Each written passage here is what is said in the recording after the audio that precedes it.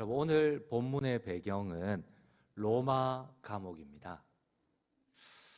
여러분, 로마 감옥에서 사도 바울이 디모데후서를 기록하고 있습니다. 사도 바울은 알았어요.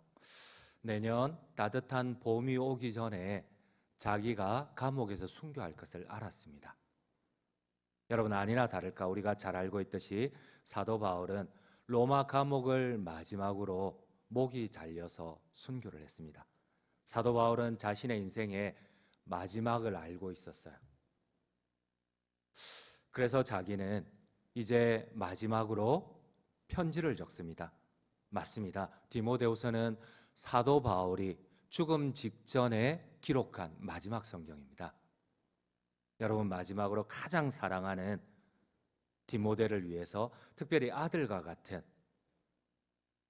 에베소 교회를 목회하는 디모데를 위하여서 이 디모데후서 유언을 남깁니다. 여러분, 제가 한번 여쭤볼게요.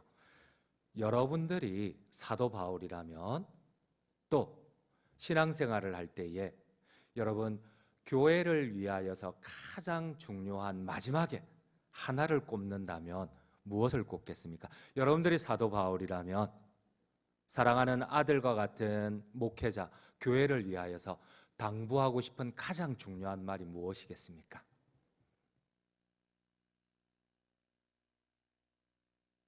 여러분, 많은 사람들이 이렇게 얘기를 합니다. 이제 다음 세대가 자꾸만 사라져가니까 우리 고신교단도 주일학교가 50% 이상이 이제 10년 사이에 없어졌잖아요. 그러다 보니까 다음 세대가 교회의 본질이라고 얘기를 합니다. 여러분, 우리 교회에서 가장 소중하게 여길 것이 무엇일까요? 사도 바울이 자신이 평생 목회를 하고 복음을 전하면서 마지막 교회를 위하여 최고 우선적으로 당부하는 말이 무엇일까요? 여러분, 많은 사람들이 교회는 다음 세대를 세우는 게 최고 중요하다고 합니다. 교회는 선교를 해야 하는 게 최고 중요하다고 합니다. 교회는 예배를 드리는 게 최고 중요하다고 합니다. 그러면 사도 바울에게 있어서 어쩌면 신학교회를, 신약 성경을 대변하는 사도 바울에게 있어서 가장 교회의 우선적인 게 무엇일까요? 가장 중요한 교회 본질이 무엇일까요? 사도 바울은 무엇을 우선적으로 죽음 직전에 자기가 이제 순교할 것을 각오하고 마지막 당부하는 최우선 교회 과제가 무엇일까요? 예배인가요? 어떤 이들은 교회 안에서 가장 중요한 게 성도의 교제라고 합니다. 어떤 이들은 예배라고 합니다. 어떤 이들은 다음 세대 양육이라고 합니다. 어떤 이들은 선교라고 합니다. 여러분들이 보시기에 교회의 최우선 과제, 사도 바울이 보기에 교회를 세운 목적이 무엇일까요? 주님의 목적이 무엇일까요?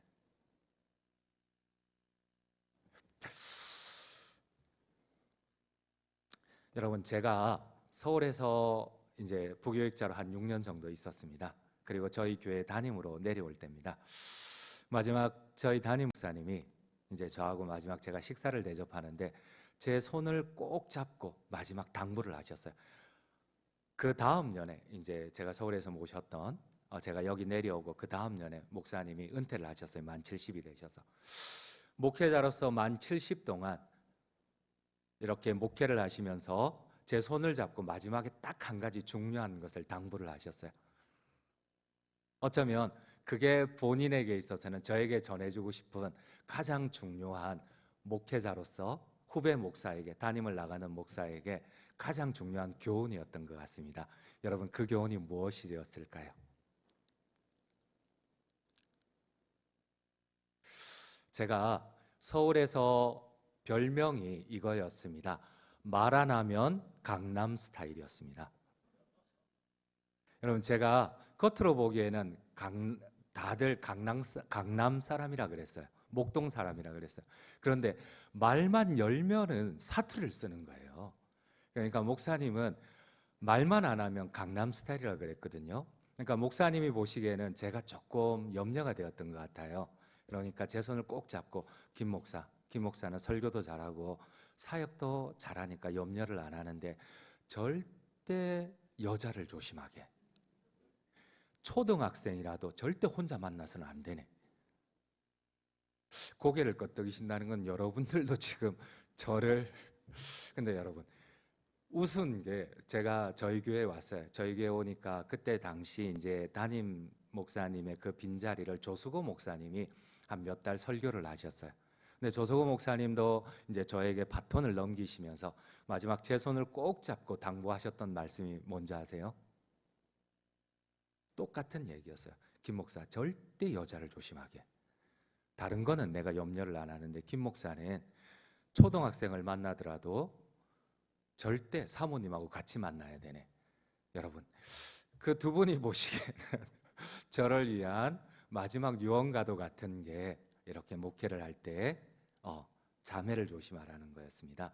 그러면 이 사도 바울에게 있어서 평생 목회를 정리하며 이제는 목이 잘려 순교를 합니다. 사도 바울에게 있어서 최고의 목회적 당부는 무엇일까요? 우리 함께 오늘 본문의 말씀 4장 1절을 함께 읽도록 하겠습니다. 4장 1절입니다. 하나님 앞과 살아있는 자와 죽은 자를 심판하실 그리스도 예수 앞에서 그가 나타나실 것과 그의 나라를 두고 엄히 명하노니. 오늘 디모데후서 4장 1절에 보니까 사도 바울이 두 가지를 엄히 부탁을 합니다. 첫 번째는 죽음을 부탁을 합니다. 그리고 두 번째는 심판을 부탁을 합니다. 여러분, 모든 사람은 죽는다는 겁니다. 나도 죽고 나도 이제 순교하고 전제와 같이 부어진다는 거예요. 우리 한번 6절을 함께 읽도록 하겠습니다. 6절입니다. 전제와 같이 내가 벌써 부어지고 나의 떠날 시간이 가까웠도다. 나도 죽는다는 겁니다. 그리고 목회자인 너도, 에베소 교회를 담당하는 너도 죽는다는 겁니다. 그리고 성도들도 다 죽는다는 겁니다. 그리고 죽음 이후에 심판이 있다는 겁니다. 우리가 죽음과 심판을 위해서, 교회를 위해서 여러분, 우리가 최우선적으로 해야 할 과제가 무엇일까요? 사도 바울이 당부하는 것이 무엇일까요? 근데 여러분, 우리가 죽음 모르는 사람이 있을까요? 심판 모르는, 죽음 이후에 심판 모르는 사람이 있을까요? 근데 왜 사도 바울이 마지막 죽음 앞에 자기의 죽음을 정리하면서 교회를 위하여서, 아들과 같은 목회자를 위하여서 마지막 최우선적으로 당부하는 것이 왜 죽음과 심판일까요? 여러분, 오해하지 마세요. 여러분, 여기서 심판의 대상은 불신자가 아닙니다. 우리 그리스도인들입니다. 오해하지 마십시오. 지금 사도 바울이 1절에서 얘기하는 이 심판은 불신자가 아닙니다. 여기 있는 우리 천국 백성이 천국에 들어갈 우리를 향한 심판입니다. 여러분, 우리가 하나님 앞에 섰을 때에 비록 천국 백성이지만 어떤 심판을 받을까요? 사도 바울이 말씀하시는 우리 그리스도인들을 위한 심판이 무엇일까요? 여러분, 우리 2절을 같이 한번 읽도록 하겠습니다. 2절입니다. 너는 말씀을 전파하라. 때를 얻든지 못 얻든지 항상 힘쓰라. 범사에 오래 참음과 가르침으로 경책하며 경계하며 권하라. 여러분, 때를 얻든지 못 얻든지 항상 힘쓰라. 무엇을? 교회의 최우선은 바로 복음을 전파하는 겁니다. 여러분, 하나님께서 우리 그리스도인들을 위한 마지막 심판이 무엇일까요? 때를 얻든지 못 얻든지. 여러분, 그래서 우리 교회의 모토는 이겁니다. 영혼 구원하여 제자 삼는 교회입니다. 너희는 가서 주님이 자신의 몸을 부활 성천하셨을 때에 자신의 몸을 이 땅에 남겨두셨습니다. 그리고 마지막 교회의 본질을 얘기하십니다. 너희는 가서 모든 족속으로 제자를 삼고 아버지와 아들과 성령으로 세례를 베풀고 내가 너희에게 당부한 모든 것을 가르쳐 지키게 하라. 볼지어다 내가 세상 끝날까지 너희와 항상 함께 있으리라. 주님의 이 대위임 명령을 시작으로 예루살렘 교회, 안디옥 교회, 소아시아 교회, 유럽 교회, 그리고 오늘 유럽과 미국을 거쳐 우리 대한민국의 장전중앙교회까지 세워졌습니다. 여러분, 교회의 본질이 무엇일까요? 최우선 과제가 무엇일까요? 영혼 구원하여 그리스도의 제자를 삼아 그들이 세상을 빛과 소금으로 섬기는 겁니다. 여러분, 우리 그리스도인들이 비록 천국 백성이지만 죽음 이후에 받을 심판은 무엇일까요?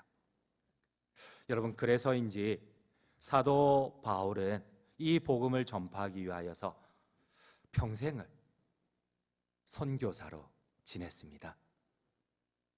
특별히 그가 1차 선교 여행 때 2년 동안 2200km를 이 소아시아 안디옥부터 C자 모양으로 2년 동안 복음을 전했습니다. 그는 2차 선교 여행 동안 3년 동안 거의 5000km를 도보로, 여러분 일주일 동안 파선에서 널판지 하나를 잡고 바다에 둥둥 떠다녔습니다. 어떤 성에는 복음을 전하다가 돌에 맞아 숨이 끊어진 것을 보고 내다 버렸는데 다시 하나님이 생명을 주셨을 때 다시 자신에게 돌멩이를 던진 그 성으로 들어가서 복음을 전했습니다. 그는 3차 5년 동안 6000km를 계속 유럽까지, 그리스 지역까지, 아테네까지, 마게도냐까지 복음을 전했습니다. 결론을 맺도록 할게요. 여러분, 우리가 하사랑 잔치를 진행하는 가운데 있습니다. 여러분, 제가 지난주에 이번 주 첫 하사랑 잔치 때 제 평생 기적을 보았어요. 그럼 제가 2부 예배를 딱 마치고 이제 당회를 하기 위해서 목양실에 가방을 들고 이제 딱 바깥을 주차장을 보는데 제 평생 저희 교회뿐만 아니고 제가 기적을 보았어요. 사도 바울과 같은 기적을 보았어요. 여러분, 그게 뭘까요? 제가 주차장을 딱 내려보는데 여러분, 주차장에 차가 정규 주차장이 한 6대가 비어있고 그리고 간이 주차장이 한 4대가 다 비어있는 거예요. 여러분, 제가 저희 교회에 와서 이런 기적은 처음이에요. 단 한 번도 주차가, 우리 인도에도 막 차 올리고 주차 공간이 없으니까 뒤에도 빡빡하게 되고 주변 주차장에도 더 빡빡하게 되잖아요. 그런데 여러분, 혹시 지난주에 주차 공간 보셨어요? 6대가 비어있고 4대가 비어있고 앞에 주차장만 10대가 비어있는 거예요. 항상 주차 공간이 부족했거든요. 제가 그렇게 광고를 했었습니다.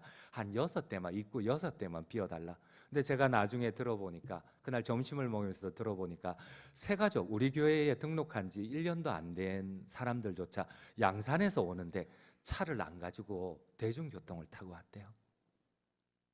그럼 제가 서울에 있을 때 교회가 되게 컸었습니다. 저희 고신교단에서 4번째, 3번째 안에 드는 교회였습니다. 그리고 제가 또 때로는 부교역자로 작은, 저희보다 3분의 1도 안 되는 교회에서도 사역을 해봤었습니다. 그런데 교회에서 세 가족을 섬기자, 전도잔치를 하자 이랬는데 우리 교회처럼 주차 공간이 없는 교회에서 앞에 주차장만 10대가 비어버리는 적이 없어요. 그 큰 서울의 교회도, 목동의 교회도 아무리 열심히 하자 해도 주차 공간이 비었던 적이 없었어요. 시골 교회도 주차 공간이 비었던 적이 없었어요. 근데 저희 교회는 되더라고요.